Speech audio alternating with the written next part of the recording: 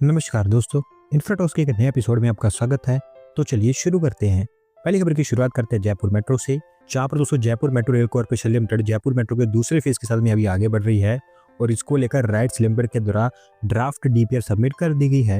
दोस्तों पिछले साल नवंबर के आसपास राइट्स लिमिटेड को एक कॉन्ट्रैक्ट दिया गया था कि इसकी डीपीआर बनाई जाए और अब प्रॉपर सर्वे और वैल्यूएशन के बाद उन्होंने ड्राफ्ट डीपीआर यहाँ पर तैयार कर दी है। ड्राफ्ट के अकॉर्डिंग 40 किलोमीटर का कॉरिडोर यहाँ पर बनाया जाएगा सीतापुरा से सीकर रोड तक 35 स्टेशंस के साथ, जिसमें 34 एलिवेटेड होंगे जबकि एक अंडरग्राउंड होगा। 10,000 करोड़ रुपीस के आसपास यहाँ पर खर्च की जाएंगी और एक बार जब ये तैयार हो जाता है तो 25 लाख के आसपास कम्यूटर्स पर ट्रांसपोर्ट कर पाएगा। स्टेट गवर्नमेंट के द्वारा इसको रिव्यू कर लिया गया है और अभी उन्होंने जो सजेशंस दिए हैं उनको फाइनल डीपीआर में ऐड करके इसे अप्रूवल के लिए हमारी सेंट्रल गवर्नमेंट के पास में भेजा जाएगा।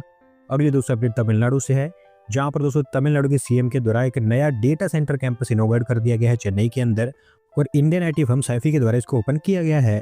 दोस्तों देश के सदर्न पार्ट में largest AI ready data centre campus है, जिसकी प्लान कैपेसिटी 130 मेगावाट के आसपास है। हालांकि सैफी यहाँ पर मेन इन्वेस्टर होगा, लेकिन वो उनके बहुत सारे पार्टनर्स को भी यहाँ पर लाएंगे जो कुल मिलाकर 10,000 करोड़ रुपीस की इन्वेस्टमेंट करेंगे अगले 5 सालों के अंदर अंदर। अभी फिलहाल उसमें से 25 करोड़ रुपीस की इन्वेस्टमेंट तो सैफी के द्वारा कमिट कर दी गई है। फिलहाल 3 टावर्स यहाँ पर बनाए गए हैं और 1,882 करोड़ रुपीस इनके ऊपर इन्वेस्ट किए गए हैं। एक बार जब इस डेटा सेंटर को स्केल अप कर दिया जाता है तो 10,000 के आसपास जॉब्स यहाँ पर जनरेट होंगी। अगली दोस्तों अपडेट हिमाचल प्रदेश से है, जहां पर दोस्तों Parvati hydro electric plant stage 2 की आखिरी यूनिट भी बनकर तैयार हो गई है और इसे ओपन करते हुए एनएचपीसी ने स्टेज 2 की फुल कमिश्निंग अचीव की है। दोस्तों Parvati hydro electric power plant के दूसरे फेज में 800 मेगावाट की कैपेसिटी को डेवलप किया जा रहा था। 200 मेगावाट की 4 यूनिट्स यहाँ पर बन रही थी, जिसमें से 3 यूनिट्स 1 अप्रैल को ही ओपन कर दी गई थी। अभी ये आखिरी यूनिट पेंडिंग थी जहाँ पर कुछ काम डिले हो गया था, लेकिन अब ये भी ओपन हो गई है। कुल्लू डिस्ट्रिक्ट में इसको बनाया गया है पर्वती रिवर के ऊपर, जो annually 3074 million units of energy को प्रोड्यूस कर पाएगा। इसके तरफ कह सकते हैं कि हिमाचल प्रदेश के मेजोरिटी ऑफ द एरियाज में पावर सप्लाई इंप्रूव होती हुई दिखाई देगी। अगली दोस्तों अपडेट चाइनीज कंपनी रियलमी से है, जिन्होंने डिसाइड किया कि वो भारत में उनकी मैन्युफैक्चरिंग को भी और एक्सपांड करेंगे और इसके लिए इंडियन इलेक्ट्रॉनिक फर्म ऑप्टिमस के साथ में उन्होंने टाई अप अनाउंस किया है। दोस्तों रियलमी उनकी प्रोडक्शन का एक बड़ा चंक भारत में लाने वाला है, ताकि उनकी डोमेस्टिक डिमांड भारत में ही लोकली कंप्लीट कर पाए। इस पार्टनरशिप के अंतर्गत एआई बेस्ड आईओटी प्रोडक्ट्स इनके द्वारा मैन्युफैक्चर की जाएंगी, जैसे कि earphones, smart watches, tablets. Per year 5 million devices को प्रोड्यूस करने का टारगेट यहाँ पर सेट किया गया है और इनफैक्ट रियलमी के द्वारा इसको लेकर काम भी स्टार्ट किया गया है, क्योंकि उन्होंने ईयरबड्स की प्रोडक्शन भी स्टार्ट कर दी है। इसके अलावा PCBs, batteries, mechanics, cables, chargers, इस तरह के जो क्रिटिकल कंपोनेंट्स हैं वो भी अब वो लोकली ही सोर्स करेंगे भारत में। और अगर इनका ये प्लान सक्सेसफुल होता है तो फिर भारत से एक्सपोर्ट के लिए भी देखेंगे और कह सकते हैं कि 2000 से ज़्यादा जॉब्स इसके थ्रू जनरेट होंगी। अगली दूसरा अपडेट दिल्ली से है, जहाँ पर दोस्तों दिल्ली सरकार यमुना क्लीनिंग को लेकर एक और इनिशिएटिव यहाँ पर लॉन्च कर रही है और अभी 27 डिसेंट्रलाइज्ड सीवेज ट्रीटमेंट प्लांट्स इसके लिए तैयार किए जाएंगे। दोस्तों बेसिकली पिछले कुछ महीनों के अंदर अंदर यमुना क्लीनिंग के ऊपर काफ़ी तेजी से काम होता हुआ दिखाई दे रहा है, जिसे अभी और कंटिन्यू किया जा रहा है। अभी यहाँ पर 3000 करोड़ रुपये एलोकेट किए गए हैं दिल्ली जल बोर्ड को इन एसटीपीज को तैयार करने के लिए। और मैं आपको बता दूं कि दिल्ली जल बोर्ड काफ़ी लंबे समय से डिमांड कर रहा था कि उनको फंड्स दिए जाए, क्योंकि दिल्ली जल बोर्ड के द्वारा 40 डिसेंट्रलाइज्ड एसटीपीज सेटअप किए जाने थे, जिसको वो फंडिंग के कारण सेटअप नहीं कर पा रहे थे। पर अब क्योंकि उनकी डिमांड सुनी गई है तो इसके ऊपर वो काम स्टार्ट कर सकते हैं। झुग्गी झोपड़ी क्लस्टर्स, अनऑथराइज कॉलोनीज, रंगपुरी, डेरा मंडी, फतेहपुर बेरी, शिकारपुर, इस तरह के जो एरिया है वहाँ पर इंक्लूड किया जाएगा। होपफुली जल्द हमको ये बनते हुए दिखाई देंगे। अगली अपडेट दोस्तों इंडियन एयरलाइन ट्रूजेट से है, जो भारत में उनके ऑपरेशंस और सर्विसेज को दोबारा से स्टार्ट करना चाहते हैं और इसके लिए उन्होंने हमारी मिनिस्ट्री ऑफ सिविल एविएशन के पास में अप्लाई कर दिया है, ताकि उनको नो ऑब्जेक्शन सर्टिफिकेट मिल पाए। दोस्तों ट्रूजेट आप कह सकते हैं कि एक लो कॉस्ट एयरलाइन है जो 2015 से लेकर 2022 तक ऑपरेट करती थी। 2022 में फाइनेंशियल क्राइसिस के चलते इन्होंने अपनी सर्विसेज बंद कर दी थी, जिसका मेन रीजन कोविड पैंडेमिक था। पर अब जो कोविड गुजर चुका है तो ये चाहते हैं कि दोबारा से ऑपरेशन रीस्टार्ट किए जाए और इसी कारण इन्होंने अप्लाई भी किया है एनओसी के लिए। मिनिस्ट्री ऑफ एविएशन के सामने उन्होंने सारे प्लान रखते हैं कैसे यहाँ पर एक काम करेंगे और अगर सब कुछ प्लान के अकॉर्डिंग जाता है तो अगले 5-6 महीनों के अंदर अंदर दोबारा से अपनी सर्विस को स्टार्ट कर पाएंगे। अगले दोस्तों अपडेट नोएडा से है, जहाँ पर दोस्तों Yamuna expressway industrial development authority के द्वारा नोएडा मेडिकल डिवाइस पार्क का स्कोप और एक्सपांड कर दिया गया है और अब इस मेडिकल डिवाइस पार्क को 500 एकड़ के एरिया में बनाया जाएगा। दोस्तों इस मेडिकल डिवाइस पार्क का जब ओरिजिनल प्लान बनाया गया था तो उस समय डिसाइड हुआ था कि इसको 350 एकड़ के एरिया में बनाया जाएगा सेक्टर 28 में। फिलहाल अच्छा खासा काम यहाँ पर हो रहा है। एक कंपनी का मैन्युफैक्चरिंग प्लांट तैयार हो गया है, जबकि 11 अंडर कंस्ट्रक्शन है और 60 से ज़्यादा कंपनीज के द्वारा यहाँ पर कंस्ट्रक्शन स्टार्ट किया जाना है। 350 एकड़ में से 179 एकड़ ऑफ लैंड ऑलरेडी अलॉट की जा चुकी है और क्योंकि रिसेंटली येडा को 40 ओवर प्रपोजल्स मिले हैं इस मेडिकल डिवाइस पार्क के लिए, जिसके चलते उनको इस डिवाइस पार्क को एक्सपांड करना ही पड़ा, जो कि एक अच्छी अपडेट है। तो अब 150 एकड़ ऑफ लैंड यहाँ पर और ऐड की जाएगी और ओवरऑल ये 500 एकड़ में बनेगा।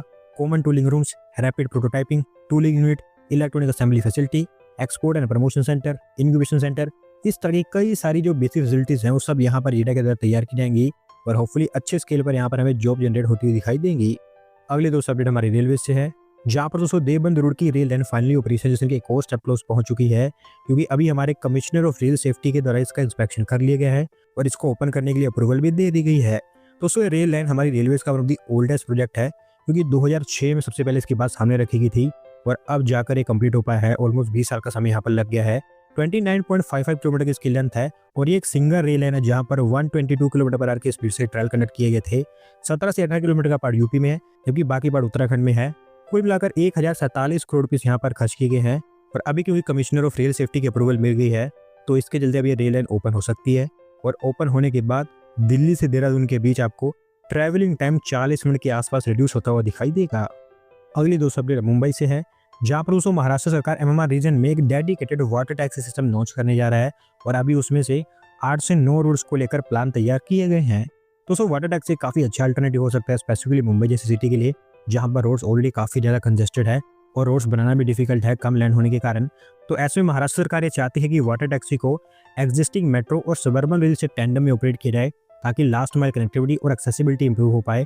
एक स्वीडिश कंपनी कैंडेला के साथ में यहाँ पर टाई अप किया है जो 15 इलेक्ट्रिक वाटर टैक्सीज यहाँ पर डिलीवर करेगी।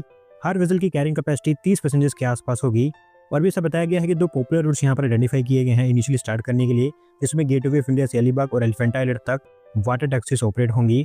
अगस्त में 2 बोट्स यहाँ पर आ जाएंगी जिनको यहाँ पर स्टार्ट कर दिया जाएगा और फिर धीरे धीरे फेजेस में अगली टैक्सीज यहाँ पर इंट्रोड्यूस की जाएंगी।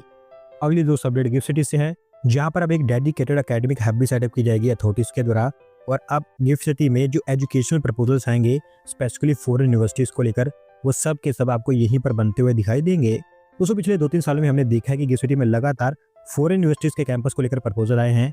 2 यहाँ पर ऑपरेशन हो चुके हैं जबकि 2 को भी अप्रूवल मिल गई है। इसी रिस्पॉन्स को देखते हुए अभी डिसाइड किया गया है कि यहाँ पर एक डेडिकेटेड एकेडमिक हब को सेटअप किया जाएगा जो गिफ्ट सिटी के ओरिजिनल प्लान में इंक्लूडेड नहीं था।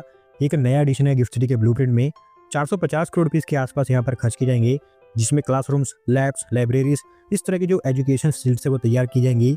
और जो लोग गिफ्ट सिटी में हाई राइज बिल्डिंग्स देखना चाहते हैं उनके लिए भी अच्छी अपडेट है, क्योंकि ये एक हाई राइज प्रोजेक्ट होगा। 120 मीटर के आसपास इसकी हाइट हो सकती है। इंटरनेशनल ब्रांच कैंपस इसका नाम होगा और क्योंकि अथॉरिटीज चाहते हैं कि इसका डिज़ाइन फ्यूचरिस्टिक हो तो यहाँ पर एक ग्लोबल डिज़ाइन कॉन्टेस्ट ओपन किया गया है इसकी डिज़ाइनिंग को लेकर।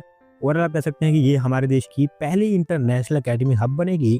अगली दोस्तों अपडेट चेन्नई से है, जहाँ पर दोस्तों चेन्नई की पहली एसी सबर्बन रेल का रूट फाइनलाइज हो गया है और आज इस ट्रेन को फ्लैग ऑफ कर दिया गया है। दोस्तों AC suburban train ISF Chennai के द्वारा मैन्युफैक्चर की गई है जो अब चेन्नई बीच से चेंगलपट्टू के बीच में ऑपरेट होगी। टोटल 15 स्टॉपेजेस को यहाँ पर इंक्लूड किया गया है, जिसमें चेन्नई फोर्ट, चेन्नई पार्क, तंबरम और परानूर जैसे जो लोकेशन है वो ऐड की गई हैं। और अब क्योंकि यहाँ पर स्टार्ट हो गई है तो जस्ट 1.5 घंटे के आसपास ये जर्नी कंप्लीट हो पाएगी। आज की दोस्तों वाकई अपडेट हमारे स्मार्टफोन एक्सपोर्ट्स को लेकर है, जो अब भारत की नंबर 1 एक्सपोर्ट कम्युनिटी बन चुके हैं और भारत के इतिहास में ऐसा हमें पहली बार देखने को मिला है। दोस्तों आप जानते हैं कि स्मार्टफोन प्रोडक्शन और एक्सपोर्ट्स दोनों पिछले 5 सालों में अलग ही लेवल पर ग्रो हुए हैं। रेफरेंस के लिए अगर आपको बताऊं तो 2014 में जहां पर स्मार्टफोन्स 167 पोजीशन पर थे हमारे एक्सपोर्ट कैटेगरी में, अब वो 10 सालों के अंदर अंदर नंबर 1 पोजीशन पर आ गए हैं, जो कि एक बड़ी अचीवमेंट है हमारे देश के लिए। फाइनेंशियल ईयर 24-25 के पहले 10 महीनों के अंदर अंदर स्मार्टफोन एक्सपोर्ट्स $18.31 बिलियन के रिकॉर्ड किए गए हैं, जिन्होंने ऑटोमोटिव डीजल फ्यूल एक्सपोर्ट्स को सरपास कर दिया है क्योंकि वो $16.04 बिलियन के रहे हैं और इसी कारण ये नंबर 1 एक्सपोर्ट कैटेगरी बनी है। होपफुली यहाँ पर हमें जो मोमेंटम मिला है इसको हम और कंटिन्यू रख पाएंगे और इन एक्सपोर्ट्स को और बिलियन डॉलर्स में इंक्रीज करेंगे। दोस्तों आज की वीडियो में बस इतना ही। अगर आप अपनी तरफ से अपडेट सबमिट करना चाहते हैं तो डिस्क्रिप्शन दिए गए लिंक पर क्लिक करके सबमिट कर सकते हैं। और अगर आज की वीडियो पसंद आई हो तो वीडियो को लाइक करें, चैनल को सब्सक्राइब करें। धन्यवाद वीडियो को देखने के लिए।